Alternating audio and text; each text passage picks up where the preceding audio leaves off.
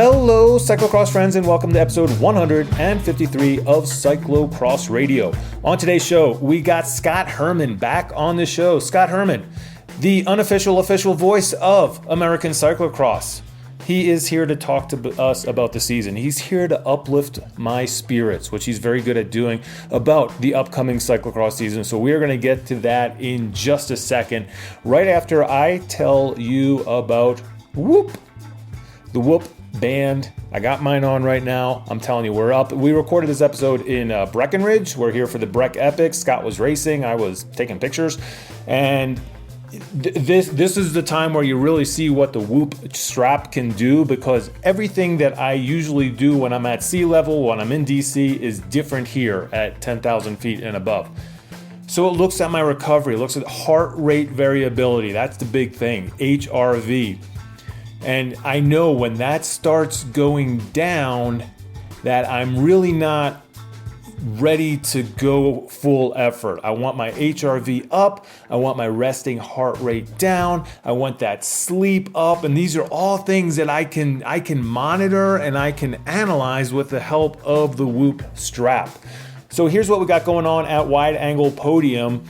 We are going to give our listeners a discount for either an annual or an 18-month membership. You go to whoop.com, you put in CXHairs, CXHAIRS, as the coupon code, and you are going to get 15% off of that annual or 18-month subscription. It's an awesome deal, and I really want you to take advantage of it. And just going off script here, not reading from the copy, we want to keep Whoop as a sponsor. I love it. I have mine. I think it's great. I think you guys are going to benefit from it too. But what I need from you all, if you've listened to the Slow Ride, if you've listened to the Gravel Lot, if you've listened to Bike Shop CX, if you've listened to this show and you've heard us talk about the Whoop band, and you're thinking about it, I want you to pull that trigger now. Now's the time. I need you to act.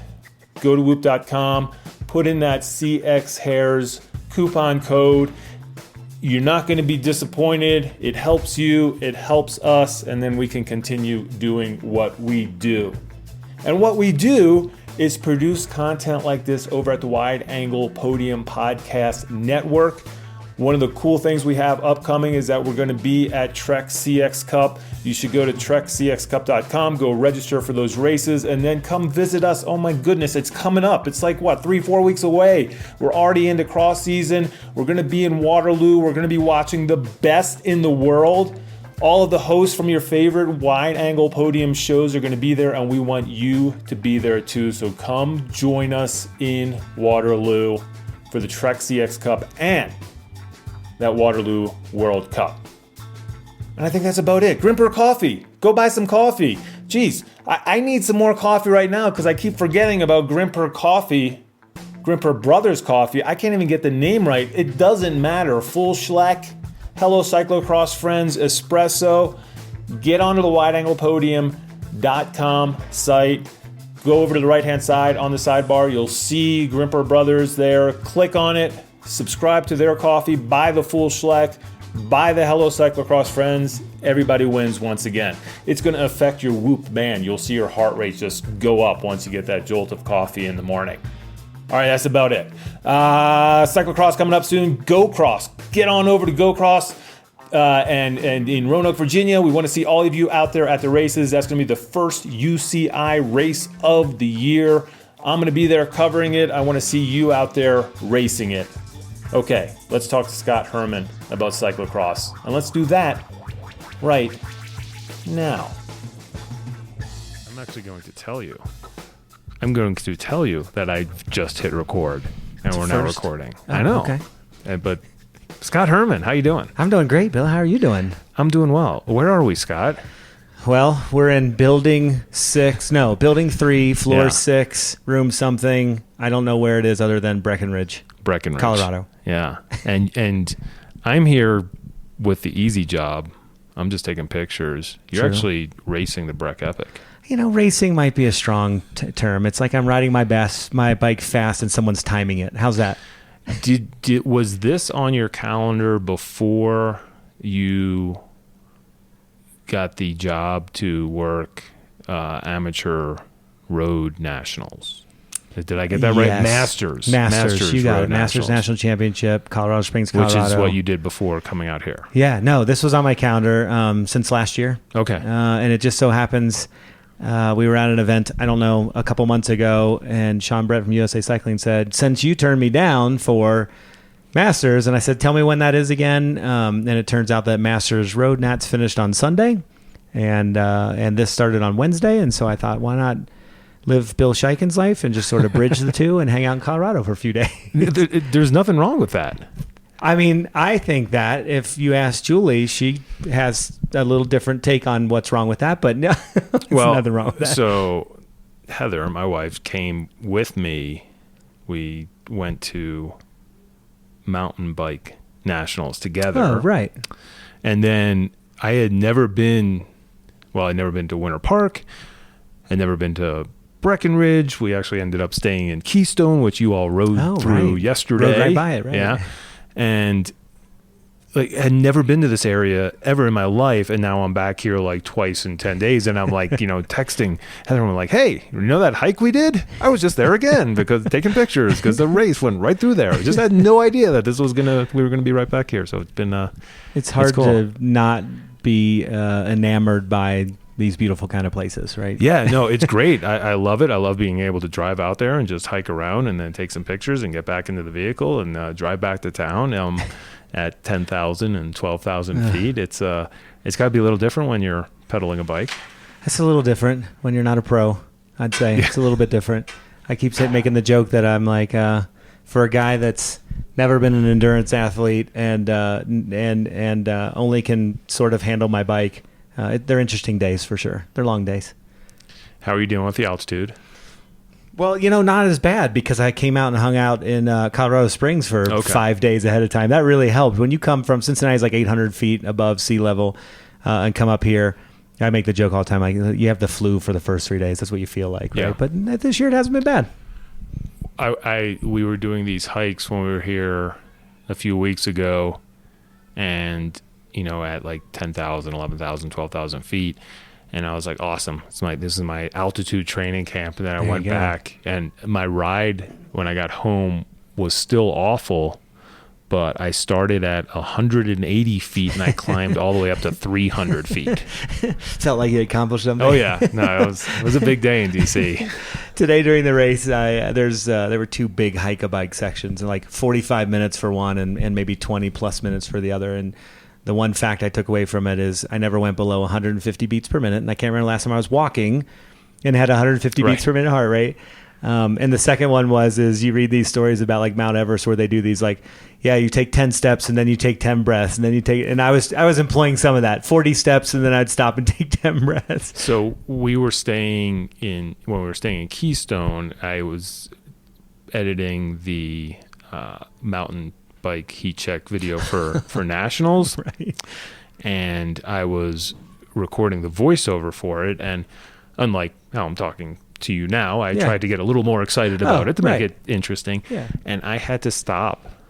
Like, I had an edit point after every sentence because I would say one sentence and I would be out of breath. Heart rate 140, just talking. Just stop, collect myself, Flatlander. get the next one. I was like, man.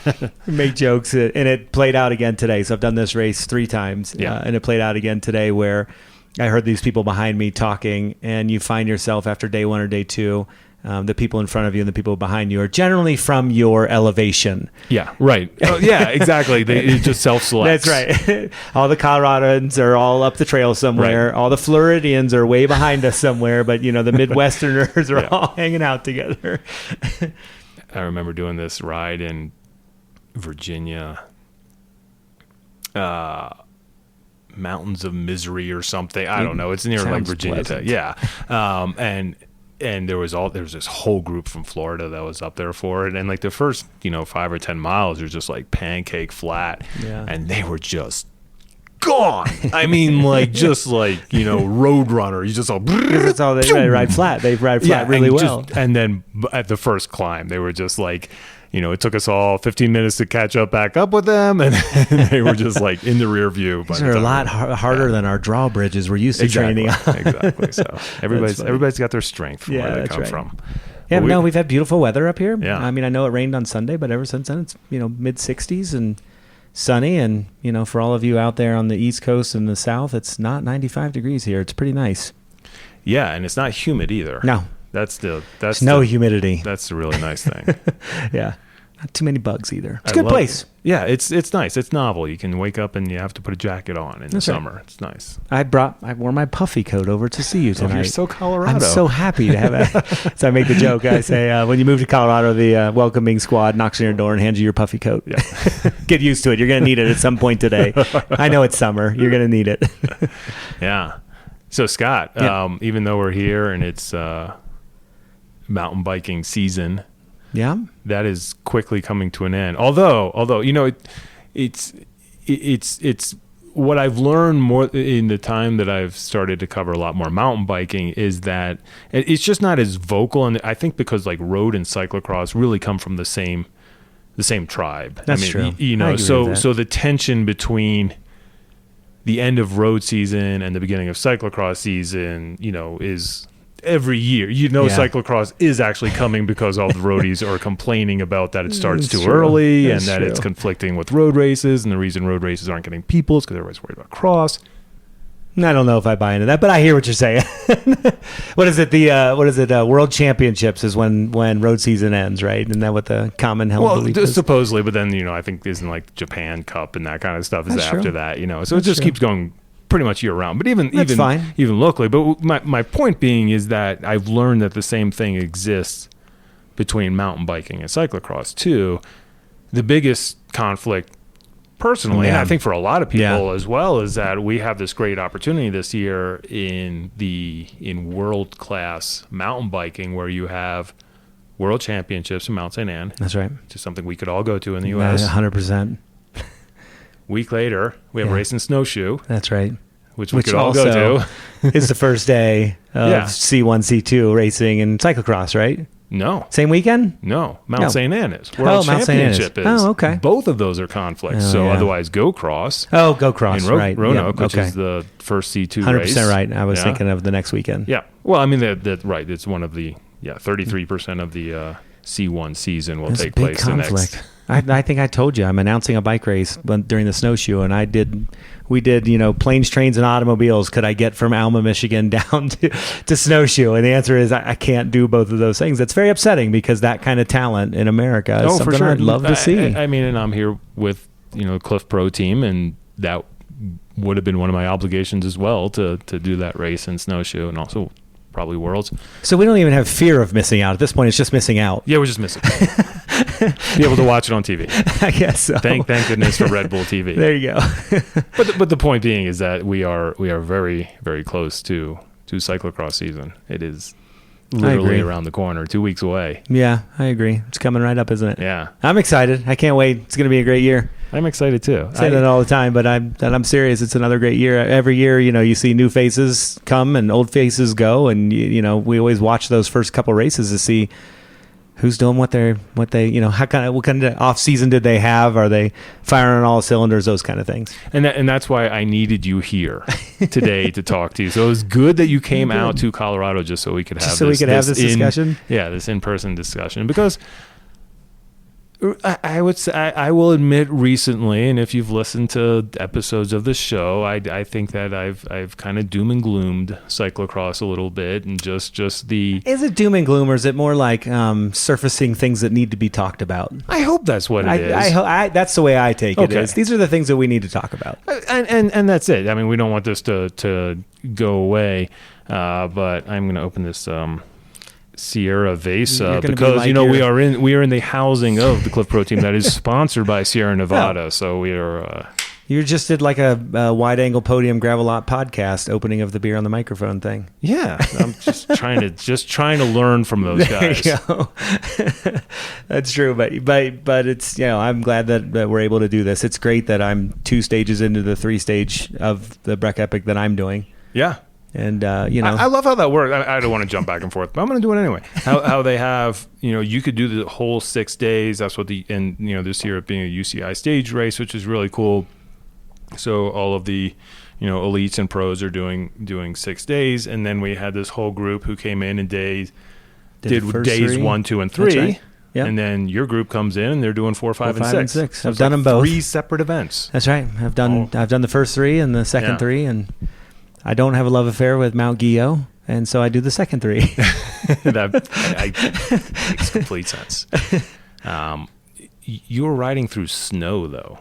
Today we only went through 1 patch of snow. It was just a short Yesterday little patch. was the big snow day, though. Guyot was day. No, 3, you missed that. Yeah, so I missed you didn't that. do that. Yeah, Okay. I didn't do the wipeout section. Yeah. Go look at Breck Epic. You can see these people start riding down. Yeah, they're riding and through they're just picking up avalanches. speed. Yeah. And you wait, and it's one of those things where at any moment now, and sure enough, down they go and slide. No thanks. We only had 1 little patch of snow today. We rode around a lot of snow today, but we only rode through 1 patch. It's so crazy. It's not so bad. I did fall down the mountain today a little bit. Got a little scraped up. Whoa. I got lucky. I fell in a set of bushes. Guy in front of me. You ever have that moment when you're riding right behind someone, you're riding really fast, and you think for a moment, you're like, maybe I shouldn't be this close to, and that's as far as you get before you're launching off the side. Yeah. Up by Wheeler Pass, steep. I mean, it's steep up there. And they had these bushes. I don't know what they are. They're like waist-high, kind of scrubby bushes. Yeah. You thought you should investigate them to see exactly what they were? Yeah, apparently. I literally bounced, and then I started picking up speed because it's steep. And then had the wherewithal, I'm like, grab a hold of something. So I did, and I stopped, and I probably went about 30 or 40 feet down. And this guy stops and climbs halfway down to help me back up. And when I got to the top, he said, are you hurt? And I said, I think my ego needs a Band-Aid. But outside of that, I think I'm okay. More importantly, how was the bike? Bike was fine. It never actually moved. It hit this good. guy and Good. just launched me off the section. It was bike was fine. Yeah. I only had a couple crashes today. They weren't too bad. I don't usually crash that much. I know, Today I was thinking crashed that'd be twice. like a couple years for me. I don't crash that much. But today I had a couple of them. That's only because I don't race cyclocross anymore. I don't crash on a bike anymore. Cyclocross is that doesn't even crashing, count. But That doesn't even count. That's just part of racing. I mean, people do get hurt, but not that much. Yeah. But yeah, I don't remember where we were going with that because I'll lead you down 50 different pathways. That's what I did because I was thinking about snow. But what when I asked if you wanted to talk, you came up with the idea of 5 things. Is it 5 things you're looking forward to? Top 5 things I'm looking forward to the cyclocross season about. Okay. They were not hard to come up with. I actually I'm going to say that some of these have 5A, B, and C on them as well. That's fine. I think that's how most of these things work out. You want me to start with mine? That's assuming I have mine. All right, you ready? Yeah, let's do it. Number 1. I have sticky notes here. Yep. We're going to start with number 1. The title is Women's Elite. Women's elite. Okay. So here's my first question for you when you say women's elite. This is what I was hoping would happen is I would give you just a keyword and then you would just start. Well, this is just to clarify. Are we talking about domestic or global? I would say most of my focus is on domestic. Good. Okay. But there's also Great. the global component. Yeah. Yeah. That's a good clarifying question, though. But as we're starting in the U.S., and I know that World Cup's coming really quickly, my primary focus is what's happening in America. So what is it about? I mean, we've been following racing, men's, women's, everything for years. I've loving the progression of the women's field. So what is it about this year that makes you're looking forward to? The first 2. I mean, I don't know if they're glaring, but first 2 glaring things is, we're kind of used to not seeing Katie Compton, who is clearly the dominant force in cyclocross, after the World Cups, because she goes over to Europe and does her thing, rightfully so. But then that big announcement came out from Katie Keough saying she's doing the same thing, same program. I think she can be here for the 2 World Cups, and she's gone. Yes. So, one could argue that some of the top 2 most dominant or promising women's elite cyclocrossers in America are vanishing from the scene mid-September. Yeah. And going to be sort of out of the way. And so that's when I first thought of the season. I'm like, ooh, what's going to happen this season? So it leaves. I'm not going to say a hole at the top or anything like that, because I'm not diminishing anything from anybody else out there. But that's two big names that are not going to be around. And proximity, Cliff Bar and Cliff Pro Team and Katarina Nash, sort of unknown for her season, I'd say. I don't really know where she's going to be. I know that the epic rides are going on and things like that, and there's sort of a mixed focus there. So, you take those three names and you set those aside and you start to look at, who's next, what's next, and you don't have to look that far. And that's what makes me excited about this year when I think of the women's elites. Ellen Noble, clearly all in cyclocross, right? Mm-hmm. And clearly training for it. She's coming off some big training blocks in the last week or two. And I'm sure she's looking to come out really well in the first few races. Yeah, I think that, she had a abbreviated mountain bike season. Yeah, I did, some mixed success there. I think she's said that, right? And I think right now, truly focused, and especially not traveling to this last block of World Cup mountain bike races sort of gave her the opportunity, right, unlike what it did last year, where she was sort of had this dual purpose where, right, wanting to do well in the mountain bike races and committed to that. And at the same time, just out of the corner of her eye saying, ooh, cyclocross is right around the corner. It's a different kind of training, different, right, different things have to happen to get ready for that. So without the mountain biking component in there, it'll be really interesting to see how she comes out at the beginning of the season. Yeah, and I love watching her race. There are no slow starts with Noble, and so it's really fun to watch her race, a dynamic racer. But it does beg the question. I mean, you look down at some of the standings. You got Faringer, Gilbert, Anthony, McFadden, all right there every weekend, right? Hansinger, I don't know what her season looks like. I don't know if you have any information on Hansinger. No, I don't. But there is one glaring omission from your list. Oh, go for it. What is it? You're looking south where you need to be looking north. Well, I mean, there's Magali Rochette. I'm sure that's what you were talking about, right? Yeah. I mean, she's obviously going to be the one to beat right off the bat. I think that's cool, because when's the last time we saw like a Noble Rochette battle? I know you and I were sitting there watching it, but well, I think that what we're looking at is a repeat, possibly, of what we saw last year in Rochester starting off the season. Yeah. It was something, we've talked about it a lot, especially for Magali, where Rochester, for a couple of years was kind of her defining moment, and then kind of the bane of her existence. It was, if people don't remember, a few years back, it was a extremely hot weekend, and she got heat stroke and had to be taken to the hospital. And it was a really, really scary time, and I think it has affected her in that she really can't race in that heat anymore. And it has sort of changed the way that she approaches the season. But then last year came back, and swept the weekend over Noble both days, and just really came out of the blocks looking dominant. And it'll be really interesting to see. Now she's got this specialized feedback team that she's put together. Oh, right. I mean, you talk about and again, I said it was an omission, but it actually may not be, because I think she's going to be following that same schedule. It'll be interesting to see, right? Because they're talking, the way that feedback at least is announcing, is that they are supporting a World Cup athlete, which would lead me to believe it's beyond the first two World Cups, and that she's going to be in Europe racing those other races. It'll be interesting to see. You may correct me if I'm wrong. I just think in the last week or two, Magali put out an article where she said, Europe did not work well with her last year. So maybe not. I guess I was confused by that feedback. Well, that was just last year. I mean, this year's a different year, right? But I wonder if she's going to change her approach to that. If she's got to go to Europe, but then she's going to have to figure that out. That'll be interesting to see. But I have such conflict, even when we started about this, when you talk about the cyclocross racing, because I'm such a fan. I'll say it. I hate losing our athletes over to Europe.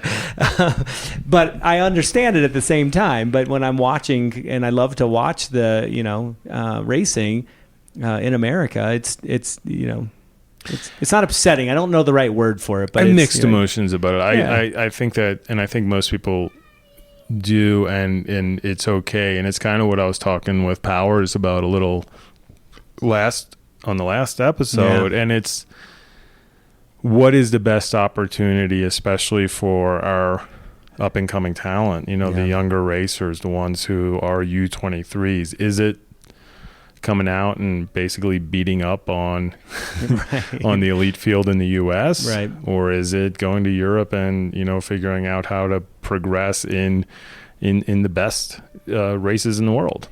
Yeah. There's no easy answer to that question. Obviously, you guys talked about it. Well, yeah, no, but you're right, and I also like to hear your view on that, because I really think that it is something, especially you are married to a promoter of one of the biggest races in the country, and I also am involved in promoting a UCI race, and we sort of count on those people being at our events. So it does hurt in that manner, and that's a draw for all of the grassroots cyclocross racers that they want to go to those events because it's fun. It's fun being able to race in the morning and then to go and see, how Stephen Hyde evidently rode a completely different course than you rode earlier in the day, because none of the lines that he's taking were the ones that I was taking, and he's doing them all much faster. How could I have gotten that completely wrong? That's 100% correct. And when you're sort of building a fan base, it's hard when the riders that you want to see aren't there. And again, no fault to them or anything like that. No, that's what I'm saying. There's no right answer. Right. But if you want to see, if you're a Katie Keough fan and you want to watch her race this year, it's going to be on TV. Yeah, and that's exactly the point. And I think that's what Katie would say as well, is that she's put a lot of time in racing in the U.S. No doubt. And I think that she has shown that she can compete. Has been on several podiums. Yeah. Chances to win World Cups, and in Europe. Always think back to that Valkenburg race. Yeah. Where she did awesome. So. Yeah, I think it's awesome. I'm 100% behind that. It's a selfish thing. I will. It has nothing to do with anything else. And I want to see the people that the people that I'm watching and stuff like that. I think it's so. Of your list, and just sticking with women's elite here, who are you? Who do you got earmarked? Who do you think may have a breakout season, or who are you excited just to see how they progressed over last year, or maybe different situation? Yeah, that's sort of mixed. So I expect Ellen Noble to come in, firing on all cylinders. Magali Rochette as well, because those are the two that on social media have talked the most about what their recent preparations are.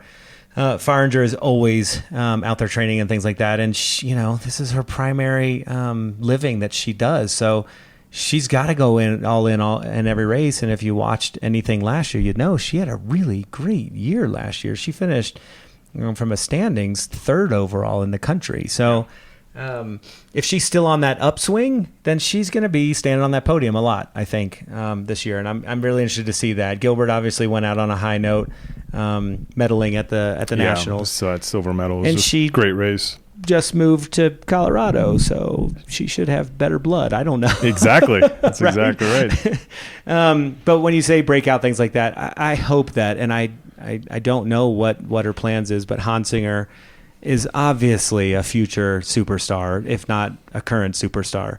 And so if she goes in and races in the elites like she usually does, and races a lot, then I think we're going to see her on a lot of top steps of the podium.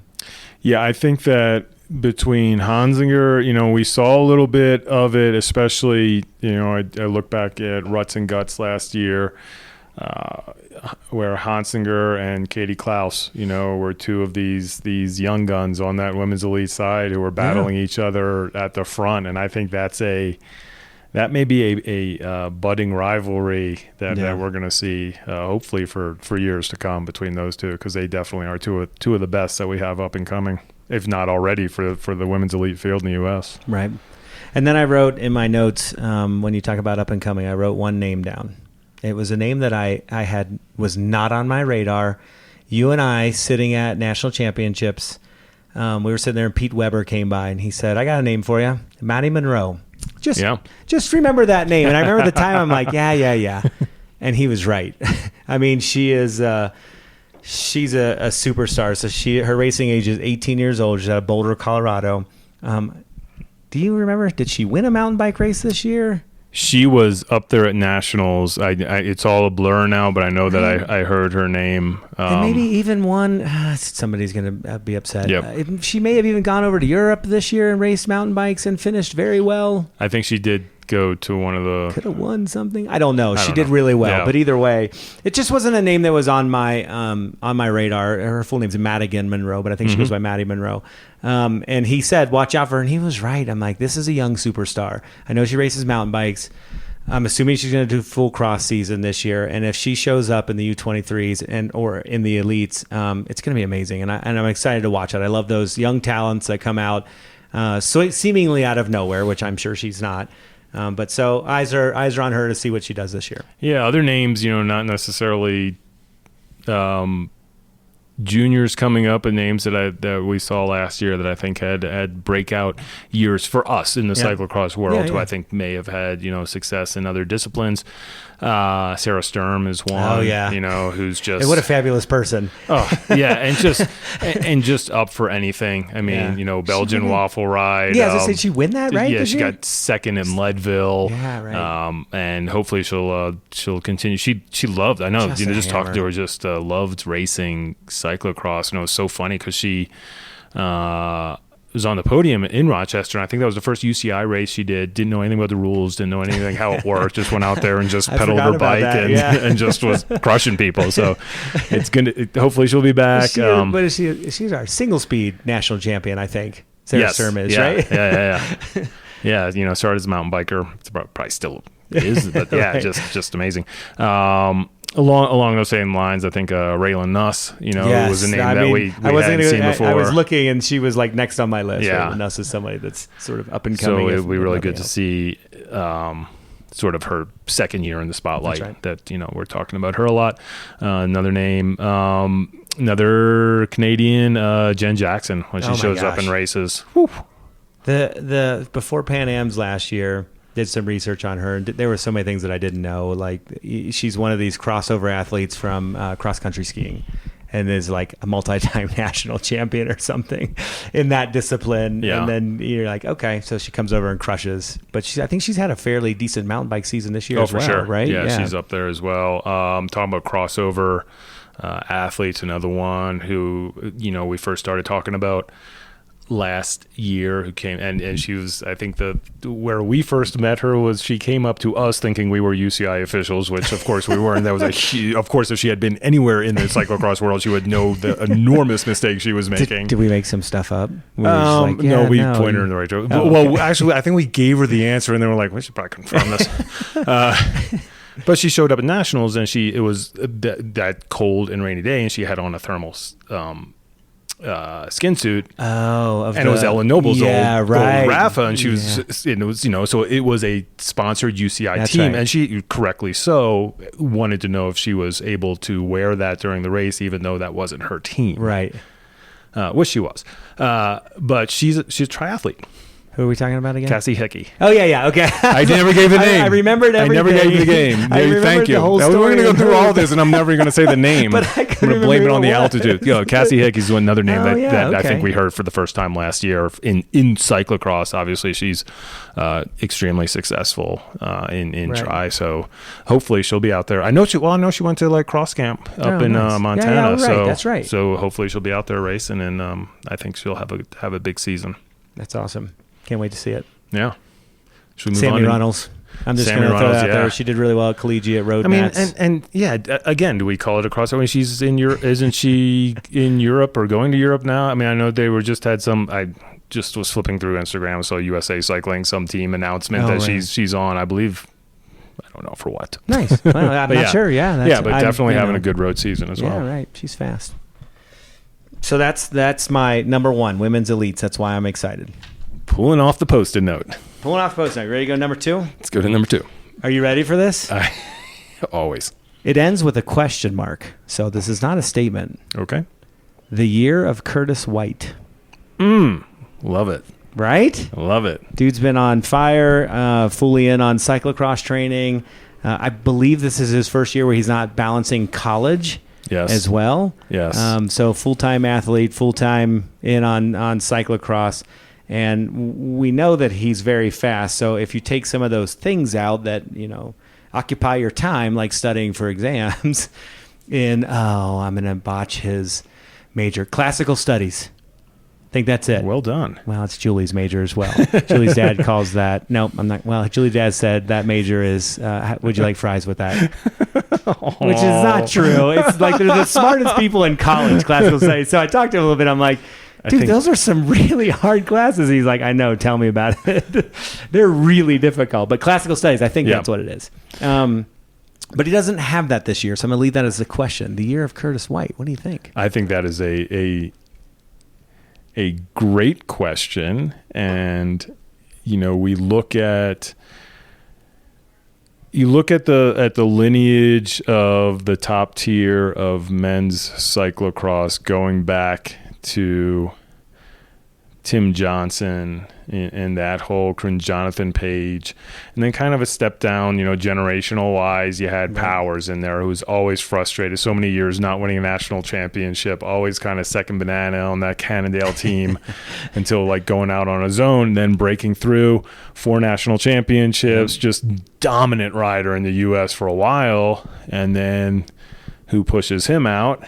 Stephen Hyde. That's right. And Stephen Hyde comes in here, is absolutely the most dominant male cyclocross racer in the past, you could argue 3, definitely 2 years, through injuries and everything else. So it was definitely some time in there where other people were winning races, but it's because he just wasn't in them and came back, worked his way back into it. And again, won nationals, was at the top of his game.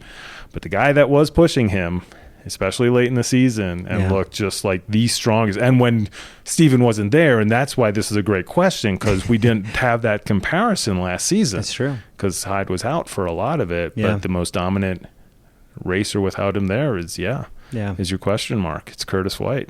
I mean, if genetics have any piece of it, the White family... what did we have? 3 active racers in the White family, right? Yep. Harrison. Yep. Two cyclocross racers and the new one track racer. And right. Track racer who's now a national champion pro. Yeah. But so he's got. That would be Emma for those. That's who right. Don't know. Oh yeah, sorry. Yes, that would be Emma, who I at the pro roads this year. I put the microphone down after interviewing her on the finish line, and I said, can we knock this off now? When are you coming back to cross? And she just smiled. She's like, no time soon. I'm sorry. Well, and I'm like, all right, Olympics. It's our loss. So, again, selfish. Yeah. See, your follow-up question should have been, if cyclocross were an Olympic sport, would you have ever left? That's the biggest can ever. But yes. So under my sub-bullet points under that are what I'm excited about is an uninjured list. And the top 2 that came to my mind were Drew Dillman, who, don't forget, crashed at Trek while sitting on Lars van der Haar's wheel. So no slouch there. And so he broke his hand for 6 weeks. He was out for 6, 7, 8 weeks, something like that. So an uninjured Drew Dillman. And just my favorite part of that, it was awful that he got hurt, and that's not my favorite part. But he's coming off, and he's upset about crashing out, and he's like, well, asking about the race, and he's like, and somebody's like, oh, Hyde crashed out too. He's like, we were the top 2 Americans. He knew exactly what was going on. He knew exactly where he was. I just like Drew, and he says he sort of says it with a smirk on his face, but still, I think he also has that confidence in his ability, and I don't think I'm glad that he was in a place in his life where he decided that he could come back and race and commit to it, and stoked that Amanda Nauman and her team were able to help him out with that. So I think it's gonna be really fun. He's definitely gonna add to the mix this year. I think so. My top 2 uninjured. Yeah. Tobin. Oh yeah. I mean, that guy, he's a next level talent. He's clearly riding strong. He's here in Breck, right? He is riding. He is the 6th day. He's fighting it out every day. He's right up there in the top 20 of that. And he's just an interloper. with these That's with right. these mountain bikers, and he's holding his own, especially at altitude. The one downside of him being here is that, and rightfully so, and I think that one of the things we want from him is to kind of figure out his schedule so he doesn't burn out, and he is racing the whole season. He's not going to be racing in Roanoke because he's doing this, so he's taking that time to recover, and then he'll be in Rochester. That's good. I mean, he's one of those talents, right? He's going to hit the podium. Really good. And then he's gonna be hungry too. He's gonna be hungry. I think he's ready to get back at it. It's gonna be good. He's burning like 4,000 calories a day. Yeah, right. You mean now he's gonna be hungry? Everybody's hungry here. The last name I've got, Brandon Fix. Oh man, good pick. Right? Yeah. He's going up into the elites. I think he's not U23 He's 24. anymore. 24. Yeah, I thought so. And so Brandon Fix coming into the elites is gonna be pretty amazing to see. I'm excited about that. I mean, and you got to see it at your home race, kind of his breakout performance there in Cincinnati. Yeah. Just really hanging with the best in the country. Right. And I think that was a big confidence boost, and I think he's going to bring it into this year. Yep. He's lived in the shadows for a while. Yeah. Now that his that's basically the shadow. That's I actually got the opportunity to spend a little time with that team before coming to Breck, and on your other part of your Colorado job. That was my other stint of my Colorado trip was working a little bit with the Alpha team, just doing some media for them. They got a fun team. It's Brannon, so Gage and Katie Klaus no longer on that team. So it's Brannon and Turner Ramsey and Lauren Zerner, and then they picked up Ross Elwood. Yep. There you go. Right. Yeah. So it's a fun squad. Good team. Yeah. Right. And it's pretty much Brandon's team right now. I think it's good. So I'm excited to see him. I wrote Fix on my Post-it note. That's Post-it note number 2. Yeah. Let's go to number 3. Number 3. I like this. We're 40 minutes in. You were like, come up with your top 5. I'm like, I'm not going to have to. This one, and you remember, the topic of this is top 5 things I'm looking forward to this year, because you could take this a different way. I think that I'm just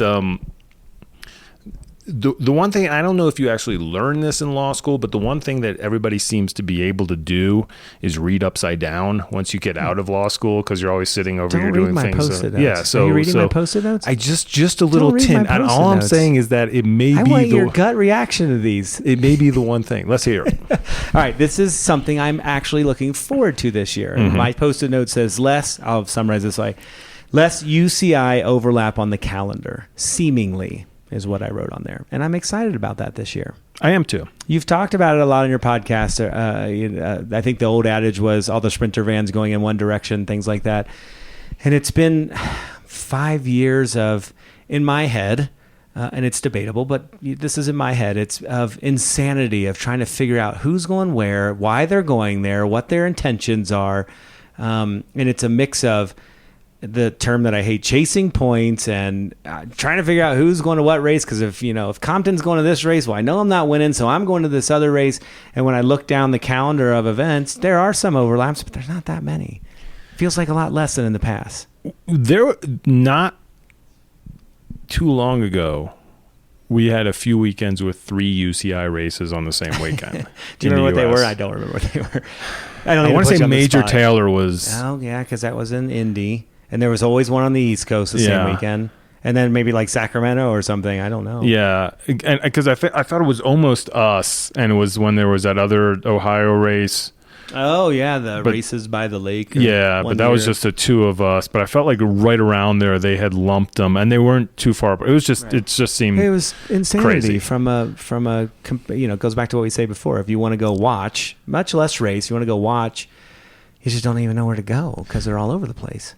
That and when you were diplomatic in my how I was couching the season in the last couple episodes and trying to find some silver linings, I think that I have to agree with you in that I am looking forward to it. It is kind of an unknown season with less races. I think what that also does is that each race is going to mean more.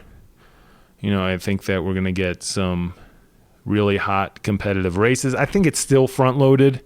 Yeah, I still think once you get past Pan Am's, everything kind of slows down a little bit. I think there's going to be a big push to go to Arkansas, and I know that comes up against Gloucester, so it probably won't be as many New England people, but I think that there will still be a push to go there because everybody's going to be curious and wants to get as much time in that city and on that course with Worlds coming up in a few years. Oh, yeah. Gloucester is the same weekend as Fayette Cross, isn't it? Yeah.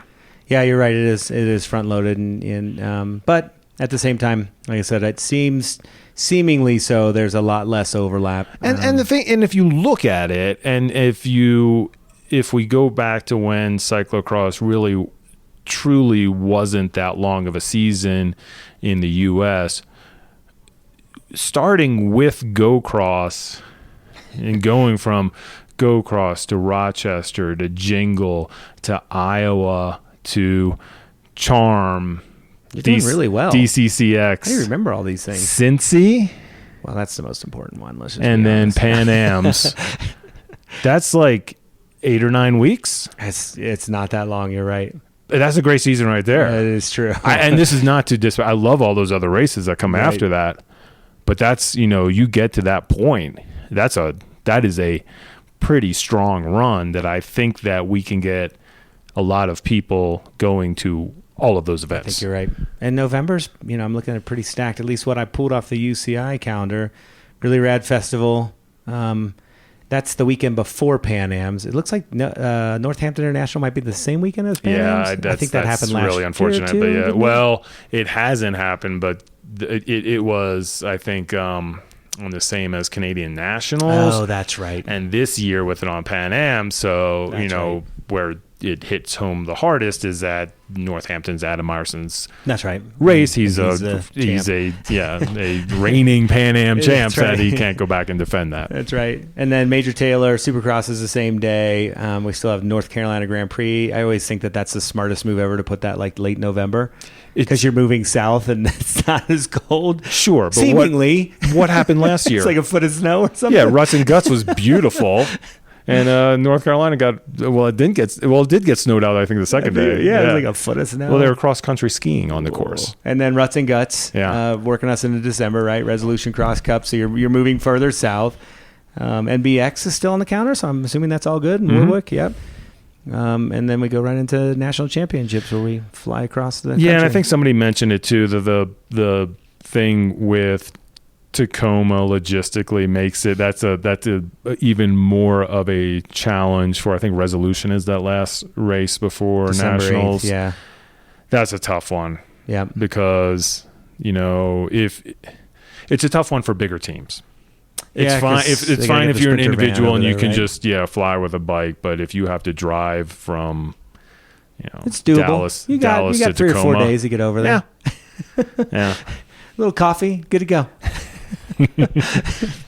So, anything else on that? No, I'm glad you brought it up because I think that was one of the things that I've really struggled with to make figure out, and you're covering it up. I'm holding my hand over the to figure out what's going on, and I think that we have something. And just to if you all have listened to the Grodio show, which hopefully you have, Amanda Nauman, who's now, I'm going to say it. I'm forcing her into this. She's going to be a co-host of that show. I love that. We're doing it. I'm pressuring her into that now. Perfect. I can't think of a better person. She was disparaging me without me being able to defend myself. So I'm just going to do the same thing here about how nobody's, there's going to be no way where everybody's going to get together and figure out where they're going to race. I will argue that for these first 9 weeks, they don't have a choice. No, yeah, all the top racers will be in the same place. Yeah, pretty much, right? After that, Amanda, you may be right, but up until that point, they're all going to the same place. They'll go to the same place. All right, what do we got next? Number 4. Let's see. How do I want to phrase this to you? Thing that I'm looking forward to. I'm going to read it. Yes, it's 2-part, but I'm going to read the first part. Western States Nationals. Okay. How often does the Nationals go out west? How long has it been? Reno. Okay. How long before that? That's a totally valid point. I mean, way out there. I'm thinking back, like Bend. And, we got Colorado. Yeah, that's that true. doesn't really count. I mean, that's why I'm looking forward to it. I guess that's my point. I mean, just like true, like Pacific Northwest, way out there, right? Yeah, it's been a long time. I never went to Bend. Did you go? I never went there, but in my growth in cyclocross, those were like storied events that were amazing, and I always wanted to go to. I will tell you that to this day, how I've been trying to grow the whole cyclocross TV idea, and how you didn't need $50,000 and 10 cameras to cover cyclocross, is all based on Colt McElwain covering Bend, where you could basically see the whole race, and he had one camera. Is that right? And he was doing the commentary live, standing in the mud, basically in the middle of the course, and there was like one dude with a camera who was filming most of it, and it was the most compelling race coverage I had seen. Obviously there are better productions. If it was Red Bull, we'd love it, but it was I wasn't going away. I wasn't complaining about the live stream. I was like riveted, and it was just so low tech that I was like, that just like opens so many doors and makes it doable. Yeah. So I'm excited that the western side of the United States gets to host cyclocross national championships. I think that's good. I mean, it's going to bring in a lot of different people that we don't see a lot. People that don't get that exposure, and good for them. Yeah. We can't always have it on the eastern side of the country, and USA Cycling is going to make it up to us all next year. Right, because they're going to bring it to Chicago, which is middle of the country. You can't get any more central. Really, you can't get any more central. You got one of the biggest airports in the world right there for you to fly into. Yeah. So I've heard some people complain like it's all the way out there. I'm like, I get it, but we can't have it all the same way. And to your point, it's going to give a different flavor, a different crowd. You'll get a lot of the same elites out there, and it's something that we don't And it's get to not like see. when it was at Boulder where you had distance and elevation. True. That's exactly right. So Still it's level playing field right? for everyone. It's just getting out there and doing. I'm looking forward to it. I think it's going to be a ton of fun. As I said, it's one of the things about doing events, especially doing these mountain bike events, is you get to go to these places that you don't usually get to. And I would encourage people to take a trip. You don't weekend out of it. I'll tell you what. You don't have to race. No, that's exactly you will right. have the most fun going to a national championship event. And I say this with a tinge of bias, but with seeing and working at national championships of pretty much every discipline,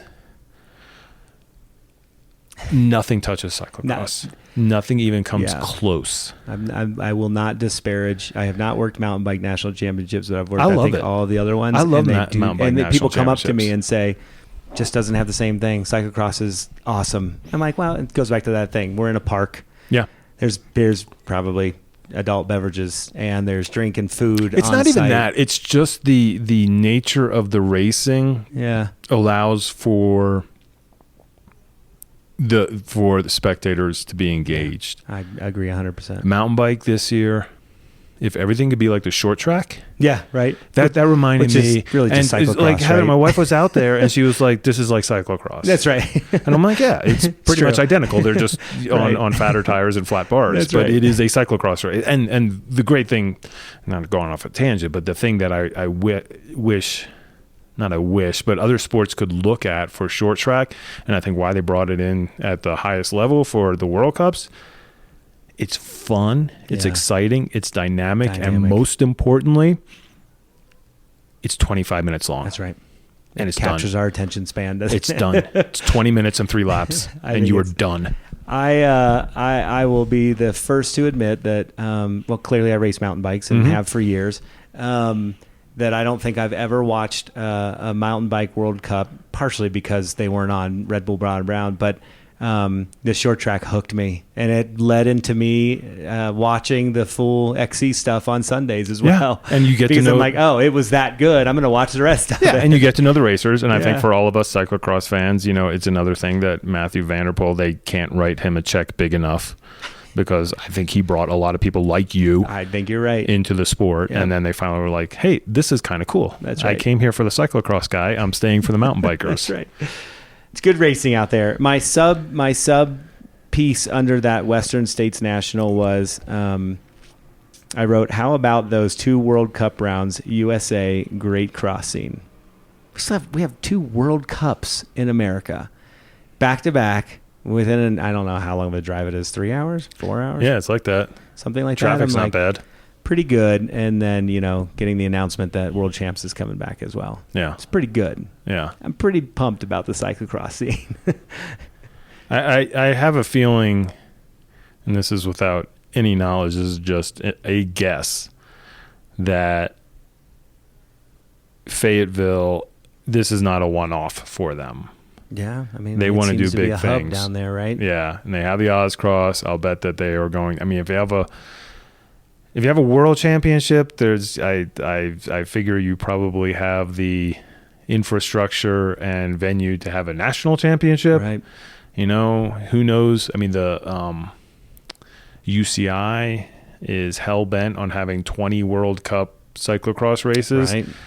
I think it would be Easy much expansion, more right? easy expansion. Again, I don't know. It may go. There may be other Makes places sense. in the country, but I think that having it there or anywhere else. I mean, you talk about these 2 World Cups. If there was a 3rd World Cup, I think you would get even more Europeans over here, because the more you add, Right. the more it makes the trip worth Right. it. You can miss one. Maybe you can miss 2. Yeah, But but 3, even that they can justify. They all talk about the cost, and we all scoff at it because we're like, we have to pay for every time we go over there multiple times. But it definitely diminishes the cost if you're here for three events. That's right. Yeah. Yeah. It's good. Part of my fear, Scott, Uh-oh. is and I've said this before, and it happened with. It started with Louisville Worlds. Yeah. There was no way you were missing that. That's true. Absolutely no way you were missing. If you liked cyclocross, not even loved it, if you liked cyclocross and you knew that the World Championships were going to be in the U.S., you were going. That's true. And then we got the World Cups. I'm going. This may never happen again. Right. Cross Vegas, I'm going. This may Right. never happen again. That's true. Wisconsin, I'm going. And Wisconsin, Iowa, that year was like, holy cow, and the crowds were huge. Right. My fear then became, well, this is an annual thing. Yeah. That I need to go because this may never happen again is no longer the case. So, I don't know. Our sport's still small. I still feel like every year could be the final year. Yes, but there's so many people now who have gone. They've sort of checked that box. That's true. That's kind of, so I think that each year it goes down a little, especially, I mean, the other problem, again, I don't want to be negative with this because I love these events. But the other thing that I see with it is like, we talk about nationals going to Chicago and how exciting it is because it has such a huge cyclocross scene. They sort of determine where most of the spectators for those 2 World Cups are going to go, right? They get to choose. We're going to go to Waterloo this year. We're going to go to Jingle. Maybe some will go to both, but they're sort of that hub of people who can drive to those races. That's true. So, I don't know. It'll be interesting. Everybody go to the World Cups. Well, yeah, World Cups, and then with World Championships. I am going to be completely biased here. I was like, if you have to choose one, everybody go to Trek because it's a wide-angle podium sponsored event. Truth be told, I've never been to Jingle, so I can't speak to that event at all. But Trek, it just grows every year because some of it's word of mouth. But every time you talk to somebody, and you're like, if you at all, it doesn't even matter if you're just a cyclocross fan. If you are a cycling fan, oh my gosh, yeah. It's just insane. That's kind of it. You have one of the biggest bike manufacturers in the world right there. Right. You get to walk through their headquarters if you want. Anybody who works there will be more than happy to give you a tour and show you around. Hey, if you ever want to know what Interbike was like, this is it now. This is what we have. I'm like, you go there and all those different retailers are there and they're giving things away and they're selling things. It's amazing. Yeah, and the other thing to draw you to, Waterloo specifically is if you're sitting here thinking, gosh, I really like listening to that Scot Herrmann. I could listen to that guy talk from said nobody Friday to Sunday straight through. You can do it at Trek.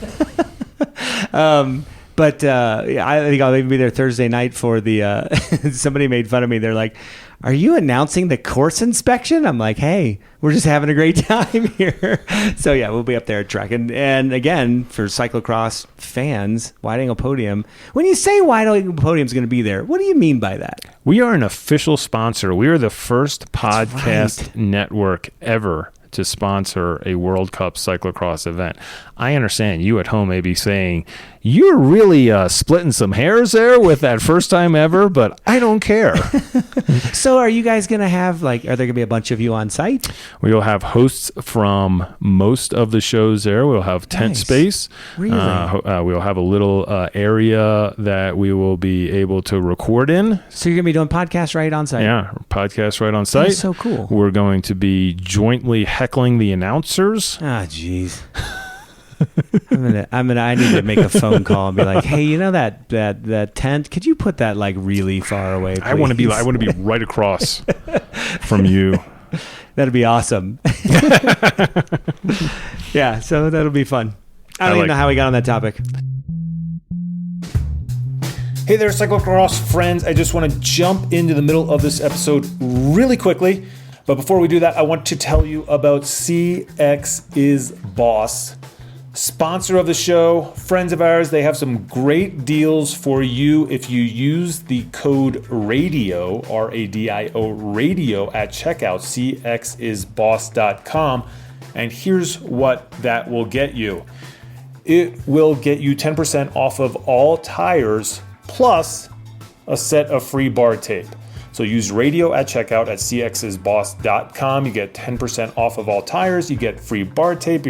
You're saying right now, Bill, I can get tires anywhere. And I'm telling you, you can't get these tires. They have a variety in stock, including the national championships winning Vittoria Wet and Mix and FMB. This is one of the only places in the US with these tires on hand. For FMB, you got the Super Mud, which is often the top of the list for best mud tire made. All FMB tires, handmade, cotton sidewalls, treated with latex to protect them. That's huge, especially if you race in wet conditions. Latex tubes for suppleness. You get the Pro sidewall. That has additional thick latex sidewall for further water resistance and abrasion. So you just get, basic, you're getting all of that protection. You go to the Pro, you're getting even more. So go for the Pro. You get that 10% off. So it sort of makes up for it right there. Limited number of new Silka all-weather green tread on hand as well at CX's Boss, cxisboss.com. Use the code RADIO. All right, let's get back to the episode. More with Scot Herrmann. All right, Are we ready for the final post-it note? How are we doing on time? We're doing it. 4 more minutes and we're done. It's going to be a joke because it's something that I know nothing about. Winter is coming. Isn't that what is that, Game of Thrones? Game of Thrones. See, I'm a failure when it comes to these things. Are you a Game of Thrones guy? I did watch Game of Thrones. Did you really? Actually, we were talking about it at dinner today, and half the people in the room were like, we don't know what the heck you're talking about. It's not that I don't want to watch it. I think whatever pay services I have don't cover. Is it like HBO or something? I don't even know. Yeah. The story that I was telling about Game of Thrones today is that one of the main characters who everyone loved from season 1 through 7, and then in the final season sort of had this heel turn, and it's a wrestling term, professional wrestling term. Good guy to bad guy. Heel turn. Okay. And that name really didn't have the same sort of positive feelings that it did for the first. My wife Heather, who's a veterinarian, saw all of these cats and some dogs who had been named in the last 7 years after this character, and I was just wondering if now they were regretting that name choice. Oh geez, what was the name? I don't know. I was doing all this without spoilers. I was trying to be a good podcast. Khaleesi. Yeah, sad. Khaleesi. Right over my head. Yeah, lots of cats named Khaleesi out there. Oh. And cats are kind of evil, so I mean, maybe it works. They're their own special thing, aren't they? They certainly are. Yeah, so winter's coming. What I really meant by that was, yes.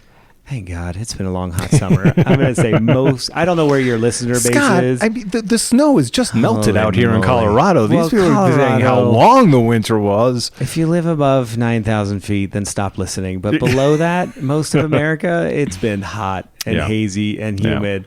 and rainy, at least on the eastern. Well, not even on Easter. My friends in Salt Lake, they're like, they've had more rain this year than ever. And it's, when you get that first taste of cool weather and it's like, oh, cross is in the air. I'm not buying into that. No? You don't get that in DC? Well, I'm just thinking that, we start the season in 2 weeks. I know. And I don't want to You don't want jinx somehow. No, I crossing. just don't want to. I am just going to continue my fight that true cross weather is the weather that you race cross in. And if it's 90 and humid down there, so be it. We're still going to be racing cyclocross. I'm with you. I will still be happy when it's cooler. Yeah, though, there's Scott. something to be said when you're lining up and it's 45 degrees and there's a light mist in the air and there's leaves on the ground or something. There's just something to be said. I do feels think crossy. I don't know how it works for Ohio Valley stuff, but for at least where we are in the Mid-Atlantic, the thing that when people first get into cyclocross and they get really gung-ho about it and they join a team and they are ordering their clothing for the year, the rookie mistake is always buying that thermal skin suit. Oh, yeah. That then just sits in your... I did that once. Nobody ever wears them. Nope, because you get to, it's October, if you were November, like, December. Racing in the Czech Republic where it's Right. 2 feet of snow and ice and your No. fingers are going to fall off, then you need Right. it. Or if your last name's Venenham, maybe you'll need one, or Rochette. Right? Yeah.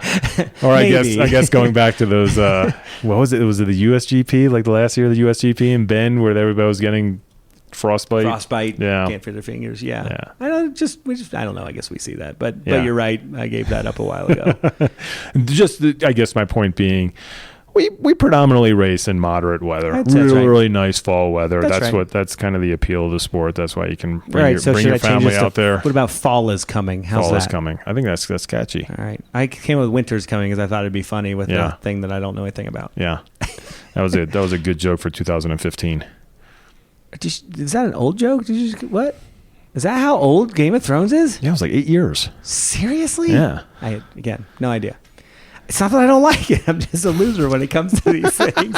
I have a limited amount of things that I can listen to, and that's why we talk podcasts. It's great because I'm in my car and got to go to work, so podcasts work for me. That was my last sticky. That was a good. 5 things. That was Scott. I am in what I like because you're a guy who I always admire how prepared you are for events, and I said, "Hey, Scott, I think it was a day ago or 2 days ago. Let's chat." And you were like, "Awesome, let's do it." And then I think possibly while you were racing today, you texted me about what it was we were right gonna do. after. I was sitting at the finish line today waiting on my buddy. Yeah, you're like, "Hey, let's do 5 things." Hey, and I had 5 hours today on a bike, and you were to prepared, think about and you it. came up with it. I came up with one, and it was like your third one. Oh, so well, that was there what you I was go. going to say. Now is that we need to get your one. No, we're at an hour. Oh, all right. We're done. My whole thing was like, as much as I have been hand wringing over the season, I am actually looking forward to it. It's going to be awesome. And I think it's going to be fun. I'm pretty excited. Can we recap where you're going to be this year for maybe the first few races or something? I'm 'Cause I'd love to leaving know that. here. Okay. I will spend next weekend in Washington, D.C. Gotcha. One of the few weekends this summer that I have spent there. And then it's Roanoke. Really excited about that one. Gotcha. If you have the opportunity to go down there and race it, it's a beautiful course. It's a permanent cyclocross venue, which is just amazing and should be in every city. So we're really looking forward to that one. It's still open for registration on Bike Reg. From there, heading up to Rochester, New York. Going to be there. We got racing Saturday and Sunday. We'll be there Friday. My whole thing, I love going a day before. Yeah. Just to see seeing what's the course, going on, right? Get to check, do the walkthrough, That's right. and then for the event. So those two, and then it's out to the Midwest, Jingle Cross, and then probably staying out in Wisconsin for the next week, going to Trek. And then I think after that, we're really, really looking forward to the second year of the Parkway Trophy Series, which is nice. Charm You are City doing that this year? and DCCX. And I think we got some cool announcements ahead for that as far as increased prize money and just something that I think is going to be It's one of the 2 UCI series in the U.S. So I'm hoping that with the calendar how it looks now, we can get some top riders out there, to get some good preparation before Cincinnati. I hope I'm not putting you on the spot. I'm trying to think of who won that series last year. Becca Faringer won on the women's side. It was a Kona sweep. Oh, it was Werner then, right? Yep. That's what I thought, but I'm like, nah, is that right? Yeah. That was right. Yeah. That's cool. I'm glad you guys are doing it. And it was fun. Again. And we do it like the Super Prestige. So it's by time. Oh, that is so great. Yeah. I wish we could do that. So you got to race hard the whole race. I love that. Yeah. So that's it for me. How about you? We'll get the season started. I had to write it down. Like you in your summer, I'm like, I think I have 2 weekends off this winter. Ready? I'm going to do it rapid fire. Ready? Yep. Lionheart CX, Alma GP, then the OVCX starts, then Trek, more OVCX, Red Kite Beach Party 2-day race in Cincinnati, then the Cincy 2, C1, C2 weekend, OVCX. I have Pan Am with a question mark because it sounds like I'm going up there, but we don't know in capacity yet. To be seen. The Major Taylor C2, Cap City OVCX finale, and then headed out to Tacoma. Awesome. Little national stuff. I will see you at some of those places. For sure. More than, quite a few. Thanks for having me on. Absolutely. Thanks for bringing me up to 9,500 feet to be out of breath this entire podcast. I was thinking, I told that story before, and after I did it, I was like, I'm doing the same thing right now. Out of breath all the time. There's just a slight hill from where I'm staying to where Bill is staying, and I rode my bike up here, and after 2 days, and it's only 2 days of racing. I know other people have raced longer days. I almost didn't make it. And then you went too far. Well, then it's downhill on the way back, and it's going to be 45 degrees. Yeah. Well, it's a good problem to have. You should probably get out of here and get into bed because you got that final day of racing tomorrow. But Scot Herrmann, always awesome to talk to you. Thanks, and we'll catch up with you soon. Thanks, Bill.